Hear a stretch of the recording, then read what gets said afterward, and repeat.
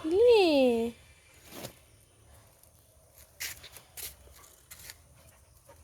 কালকের কালবৈশাখী ঝড়ে দেখুন গাছের সমস্ত হিমসাগর আম সব পড়ে গেছে।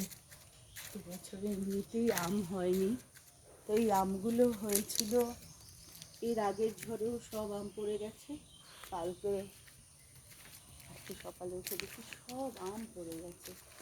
ভীষণ কষ্ট হচ্ছে বাগানে এই বড় বড় হিমসাগর আম, আর কাঁচা আম বাড়িতে সেরকম কেউ খায় না, তার মধ্যে গাছের এই আমগুলো পড়ে গেছে। ভীষণ ভীষণ কষ্ট পাচ্ছি।